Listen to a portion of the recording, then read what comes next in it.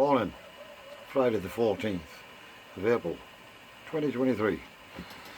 Right, so the good news is the car passed its MOT yesterday. 2.5 hours wait, but it passed its test.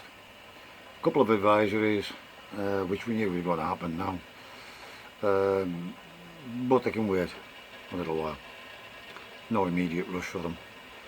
Got the kettle on, just got in to the shed.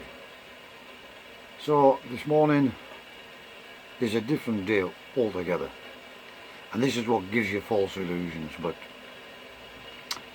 a bit of sunshine, so I thought I was going to just have a day off, chilling today, but as I say, it's Friday and I'm on the last of me holidays today. I've got tomorrow, I've got the weekend obviously.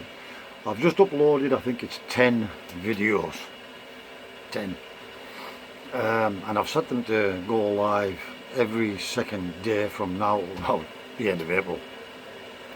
Trying to play catch up on all the videos and the things I've been doing that you haven't seen yet. So, this is some plants I grew in the back of the boot. I'm not cheating. I grew these in the boot. You just didn't see it. No, so I've got myself some purple kale, some 2 sets of calabrese, some iceberg lettuces. They're my nemesis. I cannot grow iceberg lettuces. So I've got a couple of those. 2 trays of beetroot, because multi-sown beetroot, because I lost mine. A couple of little patio tomato plants and a big orange sweet pepper. And then I got myself another 10 bags of compost. These to mix in with the soil for to get the second potatoes in. 34 quid for 10 bags. That's good enough. I've used it in the past. It is decent quality for the price. And then I've got 10 of the flute board perspex in here, and that's to make some raised bed coal frames. What a difference a day makes. Just 24 little hours. Let them recover a little bit and revive. And these are my own tomatoes. Oh look, Ailsa Craig onions there. I thought I'd lost those ones, and they're starting to come up now as well. They want to drink these. But these are my own Crimson Crush tomatoes. Thankfully they didn't go off the bench. The cauliflowers are still looking pretty nice at the moment. We may or may not get a little cauliflower head out of these. So I've got all of the car unloaded now, and I've got the compost up there ready to start on the potato buckets. Came over the grown area instead. I decided I would be a bit more productive, and what I've done is I've got some of these plants straight outside into this raised pallet bed. So I've put 1, 2, 3, 4, 5, 6 cherry bell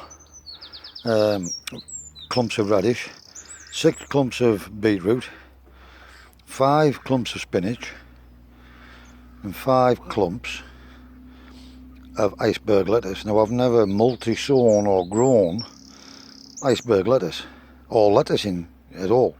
There's only like 2 or maybe 3, but I'm going to give these a try just to see what happens. I would rather have a few smaller hearted lettuce, if that is achievable, and I've just sort of put 4 in because they're multi-sown, and see how that comes on. Right, so I just decided to put the cover over more than anything, but as you can see there's a big gap under there. I've sat it on top of the actual hinge framing, so there's a good flow of air getting in there. Yes, it's still open, but it should not get too hot and ventilate itself, but it is screwed down, but with the vents. So hopefully that'll just protect them from the birds more than anything, because they love beetroot leaves. And another note, 70-mile-an-hour winds that we had that ripped the shed door off. This has stood through it all. This is a pop-up cage that I've done a review on for a company, and I do have another one of these, And I'm amazed to say that I thought that would have been buckled and bent and or gone, but it's still there. And in one piece, it's still looking as good as the day I put it on. The carrots were a bit of a disaster. From about here, we've got a show, and from there, we're pretty much nothing else. They've been way too wet. I know carrots like it to be wet, and in spite of having this lid on, they've still been way too wet. I've actually took the lid off to let it try and dry off a bit. Finally making a start on these potato buckets. So I've got a mixture of conglomerate of ones I've found and some brand new ones from over there. And you'll see I've still got 9 bags of compost. I've only used 1 bag. So these have basically been filled about a quarter full with the soil that came out from where the ponds are. Then they've got some fish blood and bone, a 25 kilo sack of fish blood and bone. They've got a handful of that over the top of the soil, and then they've got a handful of compost over the top of the fish blood and bone before I set the potatoes, and then they'll just be topped up with compost. But I won't go all the way up. I'm just going to cover them so I can get more buckets done, and then if I need to buy more to top up as they grow, I can do that at a later date and just get them in and set. So what I'm putting in now is the main crop, and these are Cara, suitable for baking, boiling, roasting and chips, and the same with these ones, but these are Picasso. I've got a total of 8 buckets here for the Cara, and I've decided that I am going to, there's a lot of potatoes, so I've decided I'm going to keep those ones, and I'm going to try these in a bed as well. So we've got a double possibility, see whether they do better in the buckets or whether they do better in a bed. So I'm going to keep them ones back to go in a bed somewhere. And then I'll probably, again, you get the same sort of number in there.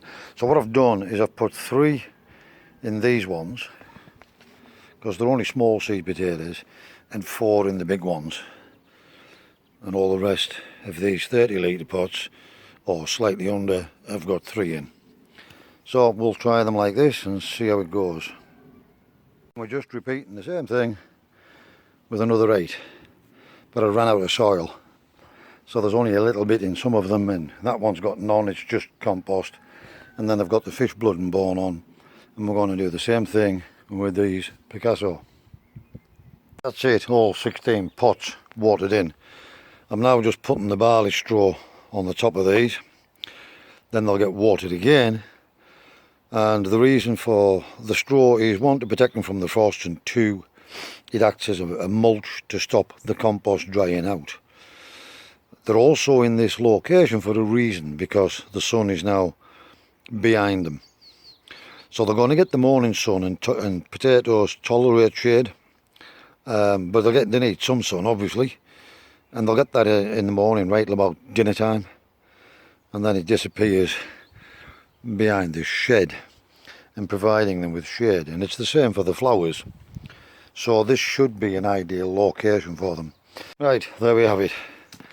Finally all the straws on, all watered in again, and we'll just leave them to get on now. Once they start to come up, as I say, we'll top the buckets up with compost, and then a final layer of straw again just to protect it. So yes, I'm absolutely whacked out now. Yeah, all looking good. Hard work, but worth it.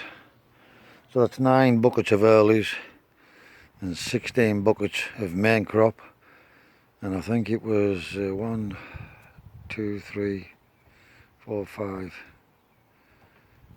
6, I think it's 7 full beds of second earlies.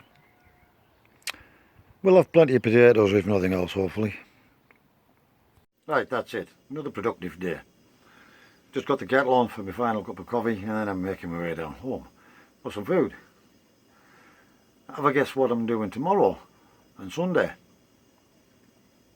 Nothing. Absolutely nothing. I'm just going to chill out for 2 days before I go back to work. But it's been a very hectic but productive week. Hope you've been enjoying the videos and following me along, and I hope you get some benefit out of it, even if it's only entertainment value. Right, as always, wherever you are in the world, please stay safe and be practical and keep yourselves out of harm's way. Thanks for all your likes, dislikes, comments, suggestions, subscriptions, donations. It really is much appreciated. Thanks again for watching, and we'll see you again in the next video.